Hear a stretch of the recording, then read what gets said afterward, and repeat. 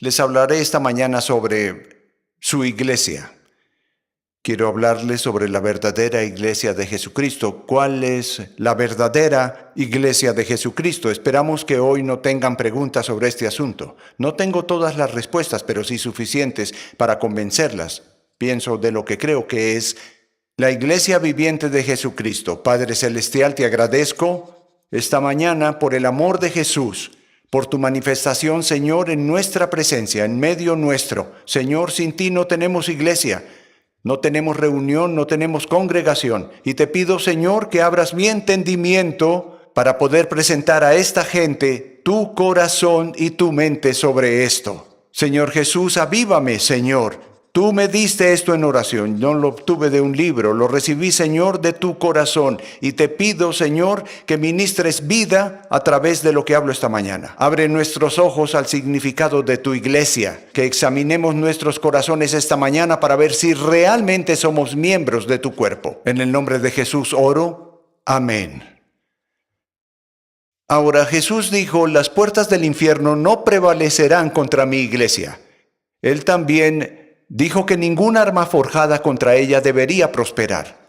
Pero ahora ustedes miran a su alrededor y ven que las puertas del infierno están prevaleciendo contra muchas iglesias. Yo las llamo las iglesias de los hombres. Están prevaleciendo. Las armas del enemigo prevalecen y la palabra prevalecer aquí significa dominar, derrotar.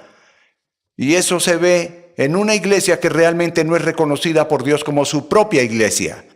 La iglesia de ninguna forma es una denominación. Ahora, las denominaciones fueron causadas cuando cristianos se reunieron en torno a su doctrina favorita. Los bautistas se reunieron en torno a la doctrina calvinista de la seguridad eterna. Los pentecostales se reunieron en torno a la doctrina de una llenura del Espíritu Santo con la evidencia de hablar en lenguas. Los adventistas del séptimo día se reunieron en torno a la doctrina sobre el séptimo día o el sabbat siendo el sábado.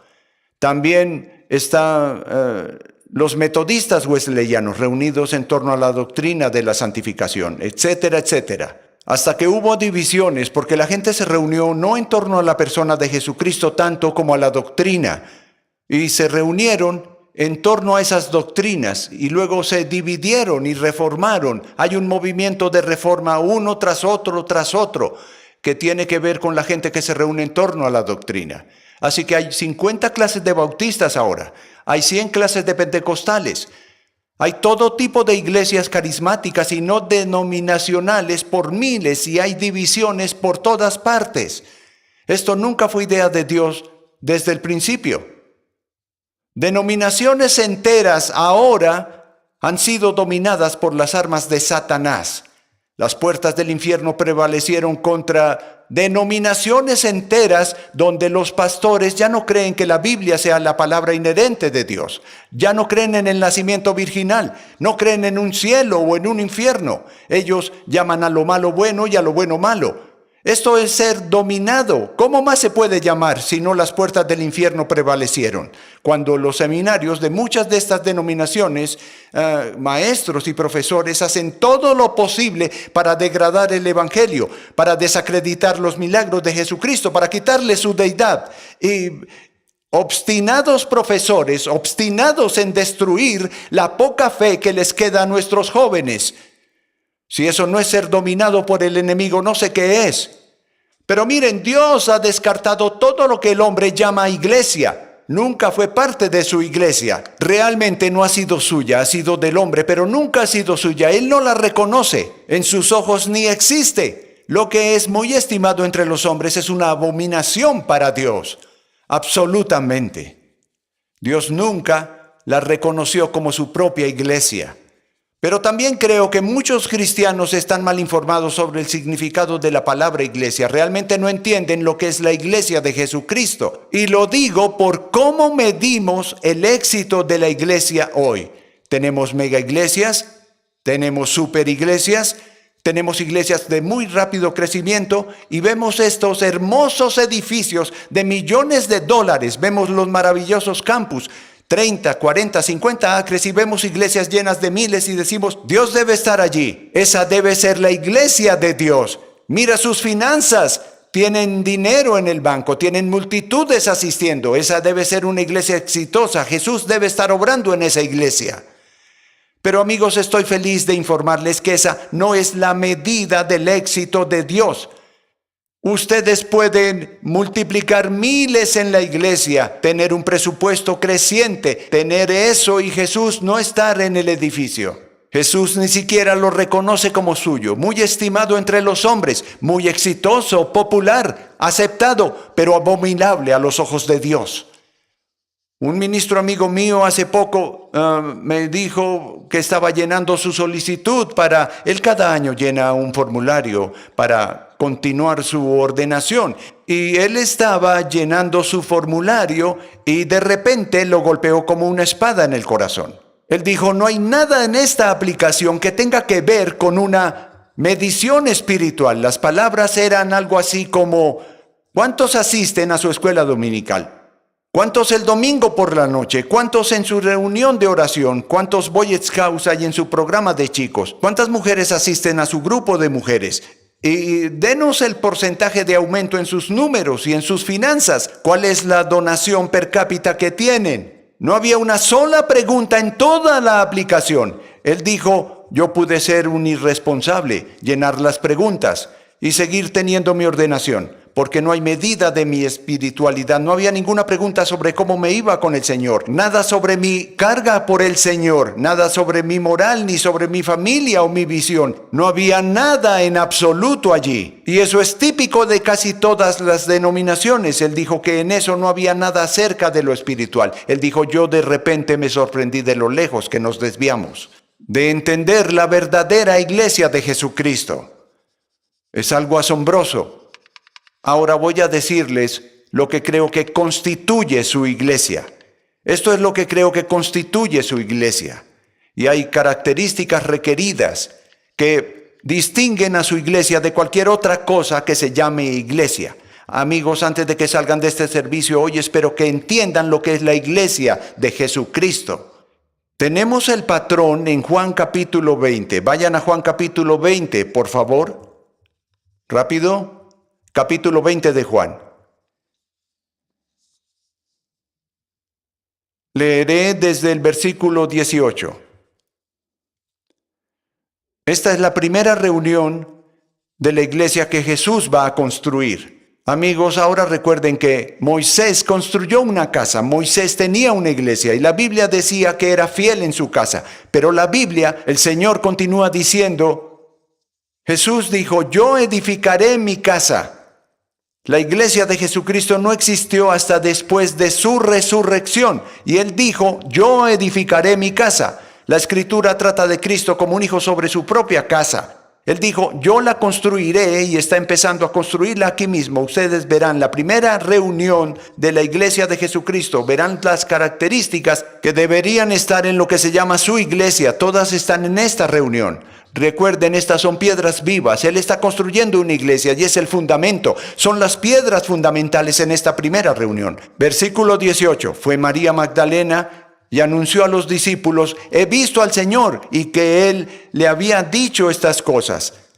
Entonces, al atardecer de aquel día, el primero de la semana, y estando cerradas las puertas del lugar donde los discípulos estaban por miedo a los judíos, Jesús vino y se puso en medio de ellos y les dijo, paz a vosotros. Y diciendo esto, les mostró las manos y el costado. Entonces los discípulos se regocijaron al ver al Señor. Jesús entonces les dijo otra vez, paz a vosotros.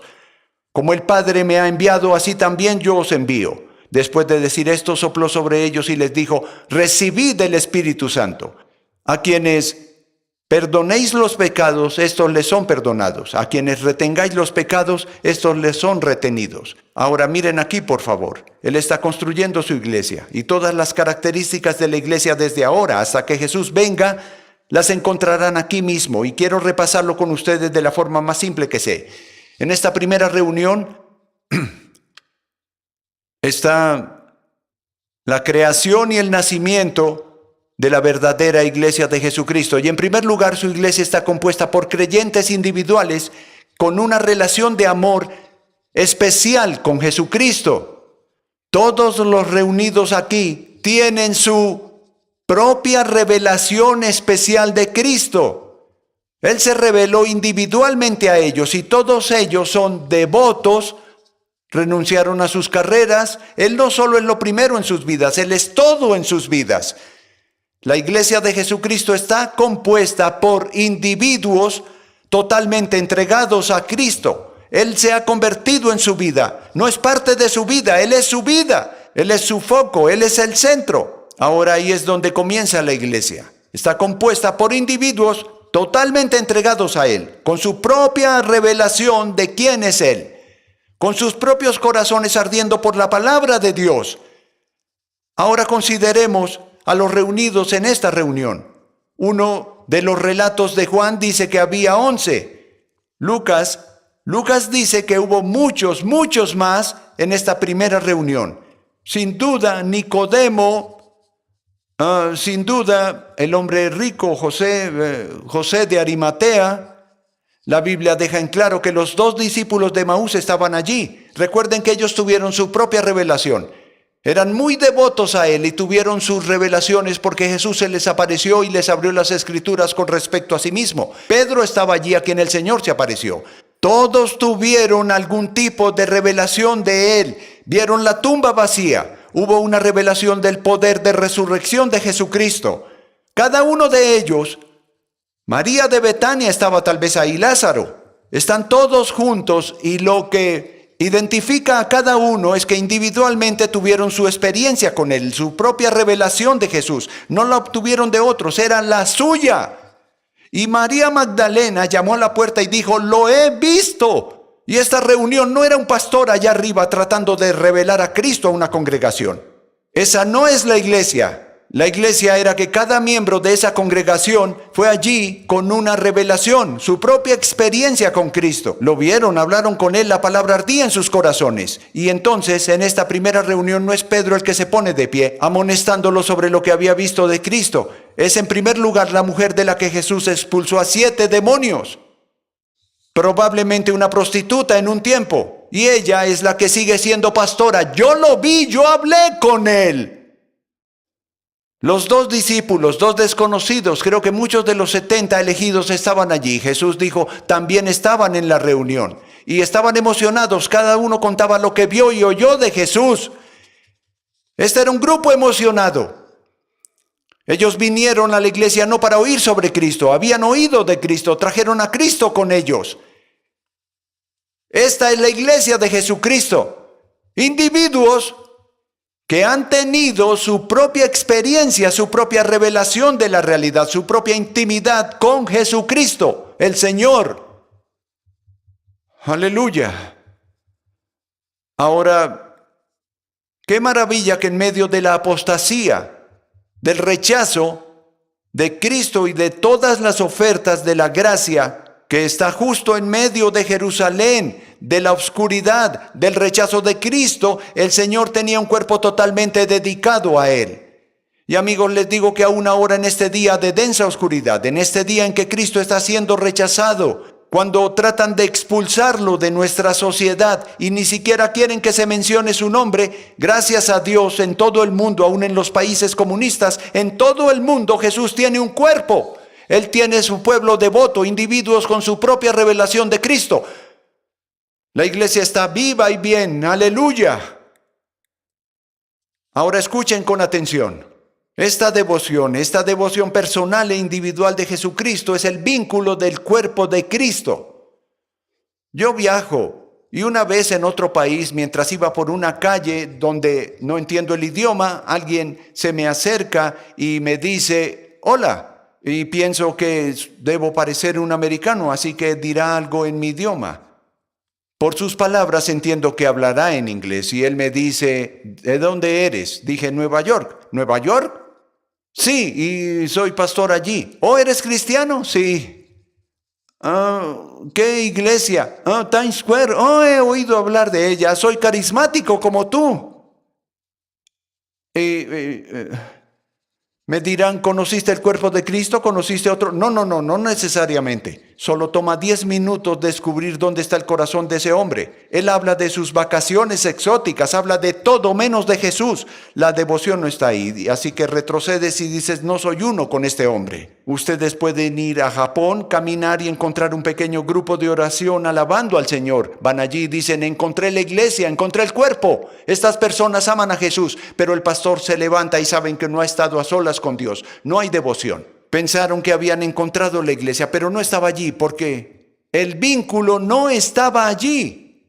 Amigos, ustedes encuentran la iglesia en cualquier lugar de la tierra donde encuentran a un individuo que es totalmente devoto a Jesucristo. Y si lo está, lo sabrán muy pronto y muy rápido, y el vínculo estará ahí. Hoy hablamos de que la iglesia está unida. Unamos a la iglesia, reunamos a todos. Amigos, no hay que hacerlo. Ya está junto, todo está en Cristo. Él es la cabeza y nosotros el cuerpo. Siempre estuvo junto, nunca se dividió. Nunca. Si Jesús viniera y lo llevara en un viaje en alfombra voladora sobre los Estados Unidos y el mundo, le dijeran, Jesús, muéstrame la iglesia, Él los llevaría a la atmósfera, por así decirlo, y los llevaría a flotar sobre una iglesia de 5,000 personas. Y ustedes dirán, Señor, muéstranos tu iglesia. Él diría, está bien, ¿ves a la mujer de allí? ¿Ves a la que está allí? ¿Ves a la mujer que está allá? Y tal vez escogerá 10 o 12 y dirá, esa es mi iglesia, esos son mis devotos. Pero Señor, ¿qué pasa con los miles que te cantan canciones de amor? Mi corazón, ellos no tienen corazón para mí. Yo soy solo una palabra para ellos. No soy un hecho, soy solo una palabra. Y no soy solo un hecho para ellos. Ellos no aman la verdad. No pasan tiempo conmigo. Esa no es mi iglesia. No tienen el corazón devoto. Me pregunto de cuántos a ustedes podría él señalar esta mañana y decir a su hueste angelical, ¿ves a esta hermana? ¿Ves a ese hermano? Mira a este por aquí, a ese allí. Mira. ¡Qué hambrientos están de mí! He estado enseñándoles, hablándoles por años y aún tienen hambre. Ellos me dan tiempo precioso, tiempo de calidad, mi corazón. Yo no soy solo algo ligero en los caminos secundarios de su mente. Yo soy el centro de sus vidas. Yo soy todo para ellos. Esta es mi iglesia.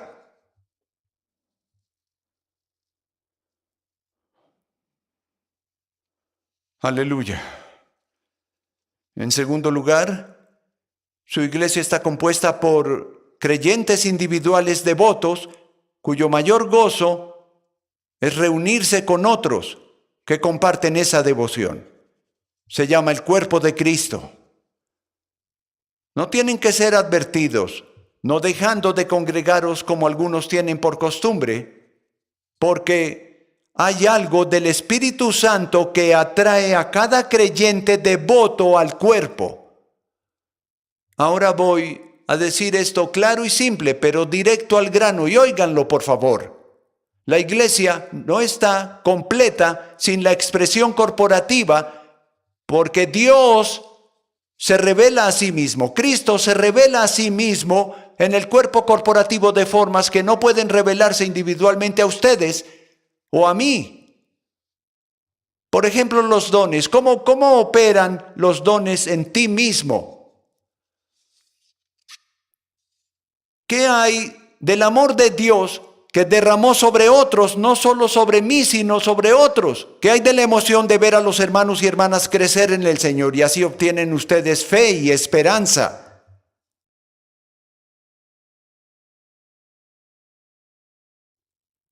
Hay una revelación compartida en la asamblea. Todos los reunidos en esa primera reunión tuvieron su propia revelación de quién es Jesús. Lo vieron, hablaron con Él, estuvieron con Él durante 3 años. Pero ahora están reunidos y van a experimentar una manifestación especial de Jesús que no podría venir individualmente a ninguno de ellos. Ahora tengan en cuenta que solo unos días antes de que estos discípulos huyeran de su presencia, a la primera señal de peligro, todos lo abandonaron y huyeron. Pero ahora, sin miedo, se reúnen clandestinamente porque toman literalmente algo que el Espíritu Santo les recordó que Jesús les dijo. Jesús dijo, donde 2 o 3 estén reunidos en mi nombre, allí en medio estaré yo. Ahora, amigos, ellos no tomaron eso como una promesa, sino como una consecuencia. Dios ha estado hablando claramente esto a mi corazón. No fue solo una promesa, es una consecuencia. Él dijo, si se reúnen en mi nombre y saben qué significa reunirse en su nombre, todo el que invoca el nombre de Jesús, apártese de la iniquidad. Significa que estos se apartaron de la iniquidad, no viven en pecado, están dedicados totalmente a Jesucristo y se reúnen en su nombre. Y el Señor dijo, reúnanse bajo estas condiciones y ahí estoy yo. No dice yo vendré, no dice que hay que ayunar, orar, suplicar, rogar y esperar hasta que venga. Esa es la consecuencia de que vengan en orden divino. La consecuencia, el resultado de ello es que estoy allí. Y ellos pensaron, bueno, si Él dijo que hay 2 o 3, mejor nos reunimos, porque queremos que aparezca, porque queremos volver a verlo. Y así fue, se reunieron y cerraron la puerta. Y fue tal como Él les dijo. Jesús vino y se puso en medio de ellos. En el versículo 19, Jesús vino y se puso en medio de ellos. Amigos, no hay iglesia. No es una iglesia si Jesús no está parado en medio. Si no hay una manifestación de su presencia. Si en cada servicio Jesús no está allí, no es la iglesia. No se están reuniendo en su nombre apropiadamente. Ustedes dirán, bueno, hermanos, si no podemos disfrutar de su presencia como individuos, ¿por qué necesito la iglesia? Mucha gente dice, bueno, yo adoro solo yo y Jesús. Bueno, Él manifiesta su presencia a los que se encierran con Él. Las Escrituras dicen, el que tiene mis mandamientos y los cumple, es que me ama y yo lo amaré y me manifestaré a Él como individuo. Yo me manifestaré a ti. Porque miren, a veces hay un aislamiento impuesto. Miren a Pablo en prisión, él tiene el aislamiento impuesto a él. Y Juan en la isla de Patmos, se le impuso aislamiento. A veces están enfermos y por ustedes mismos es impuesto. Eso es algo diferente porque en esas condiciones, cuando el aislamiento les es impuesto por condiciones o fuerzas fuera de su control, entonces el Señor se revela a sí mismo de una forma única. Ahí es donde Pablo obtuvo su revelación para la iglesia. Y lo mismo Juan en la isla de Patmos. ¿Qué revelación de Jesús? Cuando Juan dijo, yo lo vi parado entre los candeleros, fue en un aislamiento junto con el Señor. Es solo cuando es impuesto y está más allá de su poder. Pero amigos, cuando se quedan en casa viendo la televisión, no hay ningún aislamiento impuesto sobre ustedes. Ustedes se están alejando de la fuente misma de la gloria del Señor. Pero miren, hay una razón por la que Jesús se manifiesta a nosotros. Y quiero que oigan esto, por favor. Jesús viene a manifestarse a nosotros para que tengamos vida y su poder. Su vida misma es energía, es poder. Pero la vida se da para un propósito, y es que podamos ser útiles para Él, útiles para el cuerpo. La Biblia dice, y la vida era luz. Ustedes pueden tener poder sin conocimiento de cómo usarlo. Esa es la luz. La vida se volvió la luz. En otras palabras, Él no les da poder solo para desperdiciarlo. Voy a darles un ejemplo. Ustedes toman un generador diésel de 200 amperios y ahora le echan diésel y lo prenden. Tiene 200 amperios de potencia, tiene energía, tiene vida.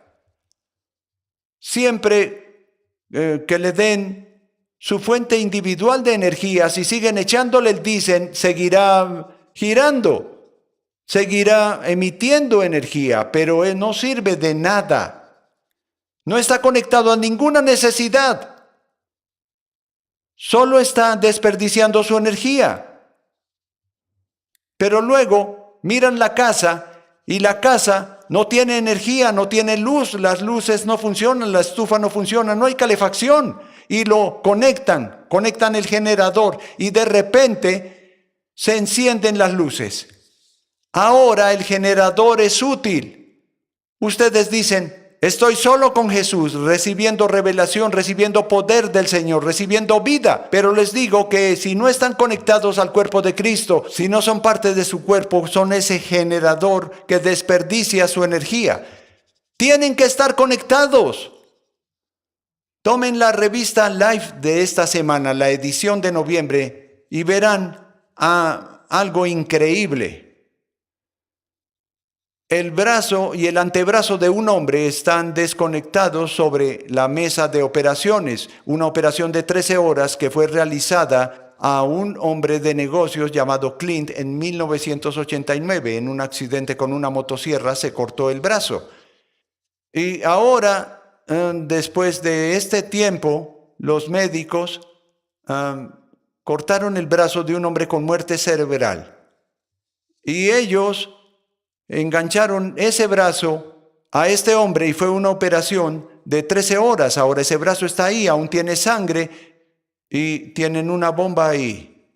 Tal vez tiene una vida útil de 13 o 16 horas, pero tiene que estar conectado. El brazo está ahí, pero los dedos no se mueven, no hay nervios. Es un brazo, tiene sangre, pero es inútil. Pero ellos lo conectaron. Esta es la segunda operación de este tipo y ellos conectaron el brazo. Y ayer yo oía la radio y decía que fue un éxito, que siente que los nervios y los dedos se mueven. Ahora el brazo es útil. Miren, si no están conectados con el cuerpo, no importa cuánta revelación reciban, no importa cuánto tiempo pasen solos, están separados del cuerpo. Y tendrán que estar conectados a algún tipo de vida artificial y no sirven de nada. Es como estar en una mesa de operaciones ustedes. Es una mano, tiene sangre, tiene una forma de vida, pero no sirve para nadie. Es algo inútil. Amigos, eso es el cuerpo de Jesucristo. Somos brazos de su brazo, huesos de su hueso, carne de su carne. Estamos conectados a la cabeza. Y eso solo se obtiene en una experiencia grupal de la asamblea, alcanzando juntos, adorando juntos en Él. ¿Están empezando a entenderlo? Vamos un paso más allá. No es suficiente con solo ser vivificados por la presencia de Jesús. No basta con hacer cosas. Ser útil. Esa utilidad debe estar conectada a su voluntad. Sí, miren ustedes, pueden estar conectados al brazo, pero aún deben recibir su instrucción de la cabeza. Y en esta reunión quiero que noten esto. Jesús entra y lo primero es la paz. Y eso es lo que obtienen. Primero que todo, cuando el cuerpo de Jesucristo, cuando la gente devota se reúne para adorar al Señor como el cuerpo, lo primero que obtienen es el desbordamiento de la paz de Cristo. La paz de Dios. Amigos, yo la recibo cada vez que entro a esta iglesia. Me siento allí, paz. Absoluta paz. Pero amigos, Él no puede darles paz y ustedes no valorarla o no tener una expresión de ella, no conocerla en su plenitud, y ustedes no reciben eso hasta ver la plenitud del cuerpo, y se los mostraré en un minuto.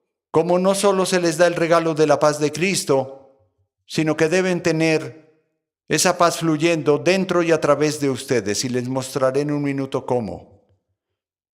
Pero miren, Jesús, después de dar paz, dijo: como yo fui enviado al mundo, así también os envío.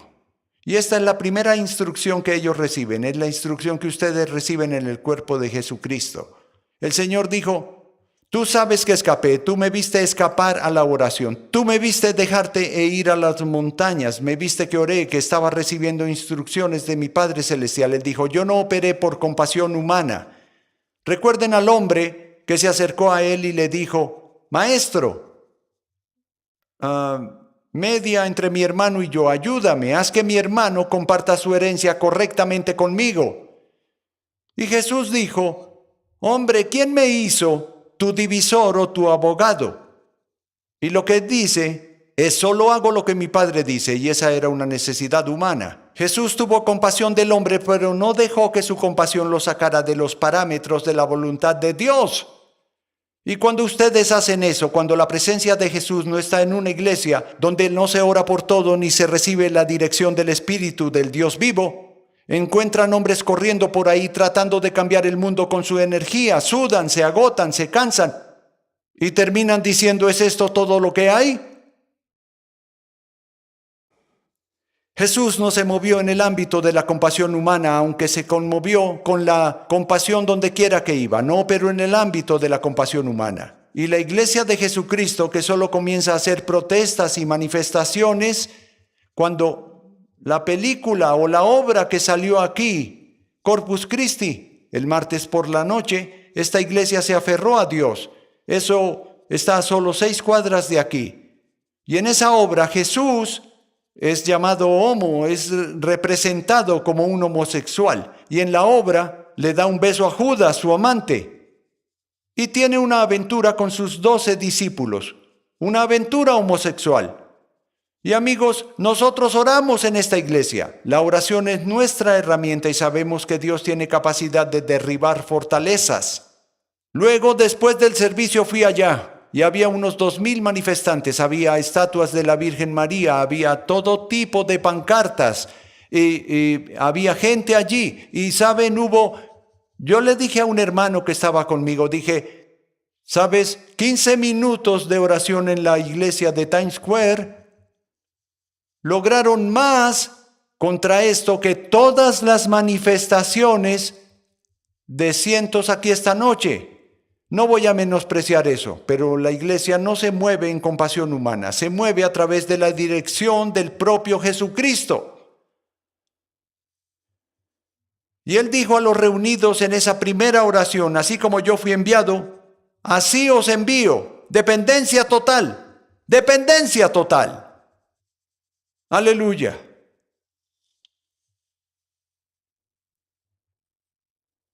La iglesia no opera independientemente, no para satisfacer necesidades humanas porque estén ahí. Opera en los parámetros, la guía del Espíritu Santo. Aleluya. Ustedes pueden ser útiles, pero no estar sujetos a la voluntad de Dios. Debe ser una sujeción total a su voluntad. Aleluya. En tercer lugar, en su iglesia, el Espíritu Santo siempre está obrando, cambiando los corazones de la gente, conformándolas, convenciéndolas, conformándolas a la naturaleza de aquel a quien están dedicados. En otras palabras, si Jesús no está allí, no hay obra del Espíritu Santo para cambiar vidas. Nadie ha cambiado realmente sin la presencia manifiesta de Jesús en medio. Jesús entró en medio y sopló sobre ellos, y una obra especial del Espíritu Santo de repente fue anunciada. Ahora, amigos, quiero que se pongan sus cinturones de seguridad porque los llevaré a un pequeño viaje. Les mostraré el corazón de la iglesia. Jesús se paró en medio y en el capítulo 20, versículo 22, después de decir esto, sopló sobre ellos y les dijo, recibid el Espíritu Santo. ¿Cuántos ven eso? Recibid el Espíritu Santo. Amigos, mírenme por favor. Él ahora está construyendo su iglesia, está sentando las bases. Tiene que haber un soplo especial del Espíritu Santo para que ellos logren algo que no pueden lograr en su carne. Y Él realmente está diciendo, miren, voy a enviarlos al mundo y se burlarán de ustedes, lo harán como si fueran mis testigos. Ustedes están dedicados a mí, ¿quieren hacer mi voluntad? Sí, pero serán perseguidos, incomprendidos, golpeados, apedreados y los llamarán con todo tipo de nombres, despreciados del mundo. Su carne querrá tomar represalias, querrán contraatacar, defenderse. Él dijo, y aún sus hermanos y hermanas, los supuestos religiosos, los supuestos devotos, los supuestos hermanos y hermanas en mí. Él dijo, los van a lastimar, los van a herir, van a tener gente que los pisotee. Y él dijo, voy a soplar sobre ustedes ahora con una expresión, el Espíritu Santo que van a necesitar, porque les voy a pedir ahora, no pueden hacerlo con fuerza humana. Van a necesitar el aliento del Espíritu Santo. Él dijo, les voy a pedir que hagan algo que es absolutamente imposible. Y amigos, es el verdadero corazón. Esta es la verdadera manifestación de la iglesia de Jesucristo. Este es el testimonio, esto es, recibirán poder cuando el Espíritu Santo venga sobre ustedes. Miren, cuando yo era un joven predicador, casi todos mis amigos predicadores como yo, Señor, dame el poder, iría a los hospitales a resucitar muertos. Quiero el poder de poner las manos sobre cada enfermo. Voy a ir al hospital y vaciarlo. Y hemos tenido evangelistas para anunciar, hombres de poder, y ese poder estaba afectando a la gente. Ese poder era todo tipo de demostraciones, se supone que eso es poder. No. Seréis testigos después de que hayáis recibido el poder del Espíritu Santo. ¿Qué es el testimonio?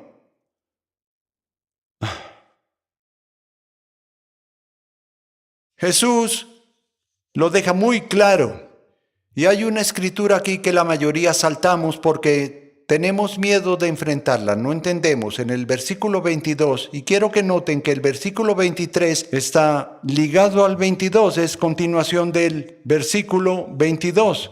Recibid al Espíritu Santo. A quienes perdonéis los pecados, estos les son perdonados. A quienes retengáis los pecados, estos les son retenidos. ¿Lo ven? ¿Están listos para enfrentar eso? ¿Quieren saber qué significa? Ustedes saben, por supuesto, que Dios puede perdonar. Saben que debe haber arrepentimiento en fe. Así que eso está más allá de su capacidad y mente. Ahora, la Iglesia Católica tomó eso literalmente para decir que el sacerdote en la cabina de confesión tiene el poder de perdonar pecados. No es así. No en absoluto. El perdón del pecado al que se refiere es el pecado contra ustedes. Es el pecado contra mí. Es mi hermano, mi hermana o cualquier enemigo que venga contra mí y me profane, intente derribarme o se burle de mí, me ridiculice, me hiera. Él dijo, a quienes perdonéis los pecados, Él habla de perdón. Jesús quiere manifestarse, quiere ser anunciado, quiere que todo el mundo sepa que hay testigos de su poder amoroso y perdonador, siempre dispuesto a perdonar. Ustedes pueden salir a la calle y gritar todas las escrituras que quieran. Pueden llamar a eso fuego, pueden llamarlo el Espíritu Santo, llámenlo como quieran. Pueden tener una línea de curación y miles de personas siendo tocadas. Pero si tienen un rencor en su corazón y no perdonan el pecado de alguien contra ustedes, no tienen poder. Este es el llamado de Dios a liberar el pecado del hermano o hermana que pecó contra ustedes. Y el Señor dice, ellos responderán por su pecado contra mí, o los pecados contra la gracia. Pero en este tema, el pecado contra ti, pero en este tema, debes liberarlo.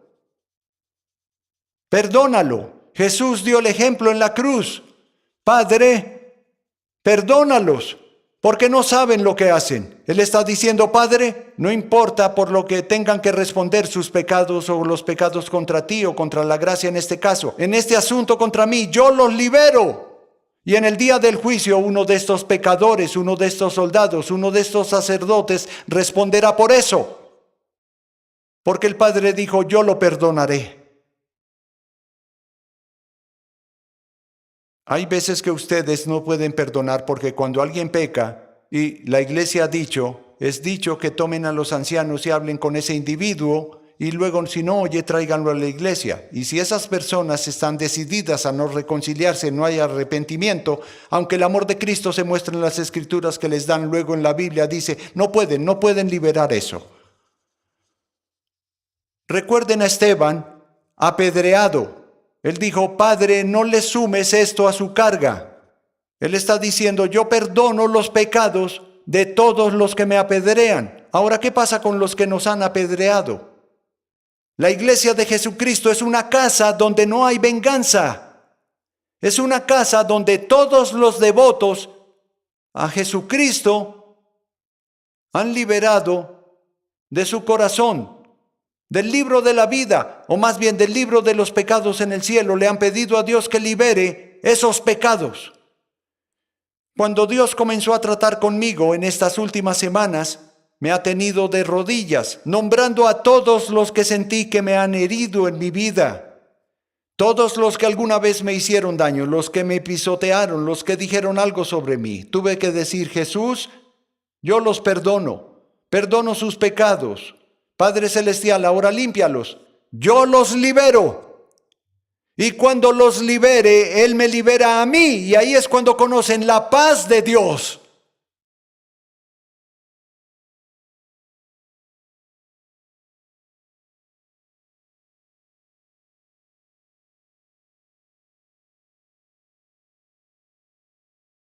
La casa de Jesucristo es la casa de los que han decidido perdonar a todos.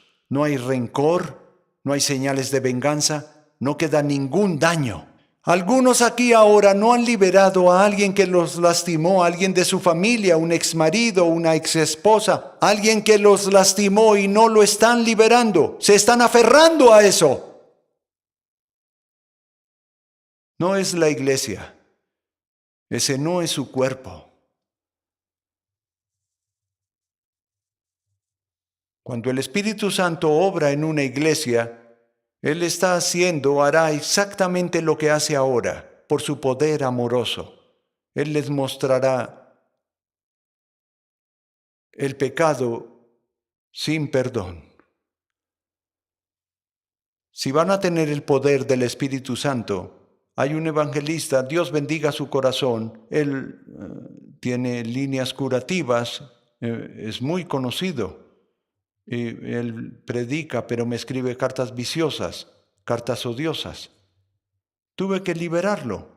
Yo amo al hombre, oro por él, solo tengo amor por ese hombre. Pero si dejo que eso entre en mi espíritu, pierdo la paz que Él me dio. Él sopló paz sobre mí y no puedo disfrutarla porque tengo esto en mi corazón. Ustedes pueden tener paz dada por Dios y regalada por el Espíritu Santo y no disfrutarla por lo que hay en su corazón. La iglesia de Jesucristo es una iglesia que ha perdonado los pecados. No importa si en el trabajo su jefe los maldice, no importa lo que pase en su trabajo y con quienes los rodean, ustedes deben perdonarlos. A los que los usan rencorosamente deben amarlos. Y no solo perdonarlos, orar por ellos. Y la única forma en que pueden amar a sus enemigos es orar por ellos. Ahora les daré ¿ven lo importante que es tener la presencia de Jesús en la casa?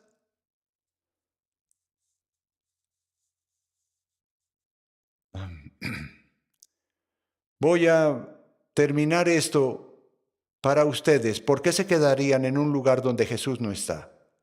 ¿Por qué irían a una casa donde Él no aparece? Donde no hay aliento del Espíritu Santo. Pablo nos dice que la iglesia del hombre, no la iglesia de Jesucristo, sino la del hombre, la iglesia donde no hay manifestación de la presencia de Jesús, es una casa de palabrerías vanas. Hay adoración sin sentido, palabras vacías, y él dijo: oh Timoteo, evita las palabrerías profanas y vanas, aléjate de eso.